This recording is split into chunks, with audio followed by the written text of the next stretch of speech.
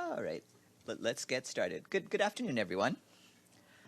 The Secretary General will leave New York later today to travel to Addis Ababa, where, as he told you at his press conference, he will attend the African Union Summit this coming weekend. The Secretary General said that he looks forward to discussing the continent's efforts to silence the guns, as well as the shared work of the United Nations and the African Union to address the full range of global challenges. He will also meet many of the African leaders gathered for the summit. The Secretary General will be back at UN headquarters next Tuesday. The Security Council this morning received a briefing from the chairperson in office for the Organization for Security and Cooperation in Europe, Prime Minister Edi Rama of Albania, on the partnership between the UN and the OSCE. At 3 this afternoon, the Security Council will discuss the situation in Syria, and Council members will hear from the UN Special Envoy, Geir Peterson, and Emergency Relief Coordinator, Mark Lowcock. The United Nations remains concerned about the continued impact of fighting in Libya on civilians. Rocket attacks and heavy artillery shelling continued yesterday in the Abu Sulaim and Saladin districts of Tripoli. At least one civilian was killed and 5 others injured. Local schools in the Abu Sulaim district are due to reopen next week. The United Nations reminds all parties of their obligations under international humanitarian law to take constant care to spare civilians and civilian infrastructure, including schools. Ongoing fighting in and around Sirte, following shifts in territorial control in the Sirte region in early January, is driving more people from their homes, especially in the frontline area of Abu Qurain. Over 2,000 people have fled the area, according to the Libyan local crisis committees. Humanitarian partners are supporting the national response by providing assistance, including food baskets, hygiene kits, blankets, mattresses, and other non-food items to the displaced, including in Misrata, Hun, and Al Jufra.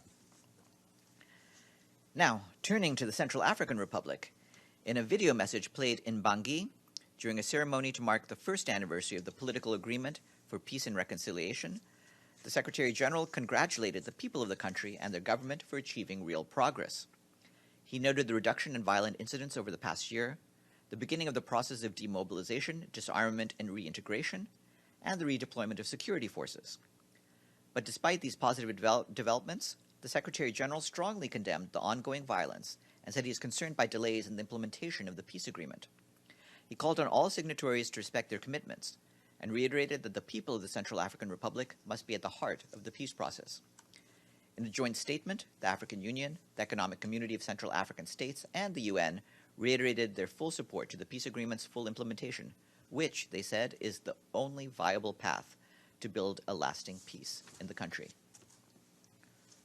World food prices rose for the 4th consecutive month in January. That's according to the Food and Agriculture Organization's Food Price Index, which averaged 182.5 points. That's 0.7% higher than December and 11.3% higher than the same month a year earlier. Vegetable oils, sugar, and wheat were the chief drivers of this increase in price.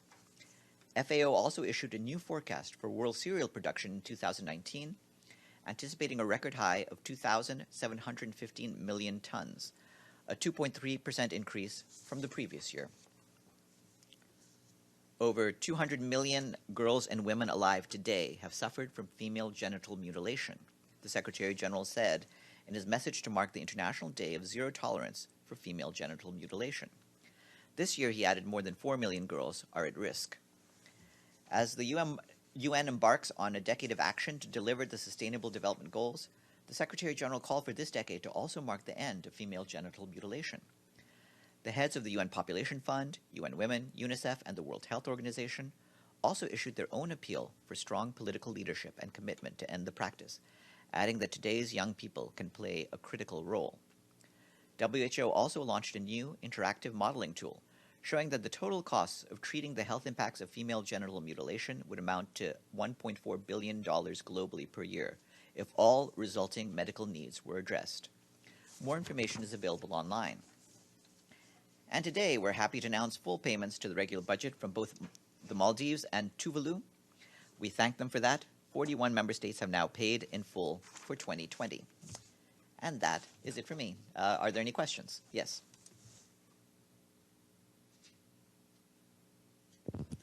Thank you, Farhan. As the Secretary General about to fly bound to Addis Ababa for the African Union Summit. A few days ago, there was a very alarming news release from the UN agencies warning about the dire situation in the Sahel area. And there are already indications in some parts of hunger, diseases, etc., in addition to the security and terrorism, which is the root cause. Is this area on the Secretary General agenda during his meetings in Addis Ababa? And what kind of initiative? Is there a call for donors to submit extra donations? Is there a road plan for this part of the world? Yes, this is one of our concerns, and this is something that we are trying to do different activities on the ground to deal with.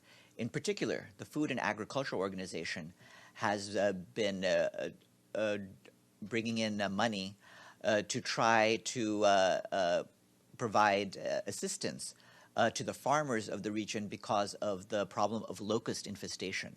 So the locust infestation has done a huge amount of impact on the area's crops, and we're trying to make sure that this crisis of locusts can be dealt with, so that normal farm activities can resume and the people can be fed. We've been giving you the numbers in recent days of the sort of funds we've freed up in order to deal with this. Yes. Thank you, Farhan. Does the Secretary General have any comment on the soaring tensions and violent incidents since the United States announced its Mideast peace plan, including several actions today? Well, we've continued to be concerned about the levels of violence in Israel and throughout the Palestinian communities. Obviously, as you've seen from our reporting on the ground and the work of the UN Special Coordinator, we try to stay in touch with the various parties to make sure that violence is kept to a minimum. But as you know from our monthly briefings to the Security Council by the Secretary General, by Nikolai Mladenov and others, there continues to be concern about the continuing incidents, and we are hoping that the leaders on all sides will do what they can to make sure that all the various populations act with restraint. Yes, please. Thank you. Is the Secretary General going to meet with President Abbas next week, or any of the officials from the UN? We'll see what happens next week. I don't have any meetings to announce this far in advance. The Secretary General will be back here by Tuesday, and I believe on Tuesday the Security Council is expecting some form of a meeting, but we'll have to see what they agree on. Yes, please.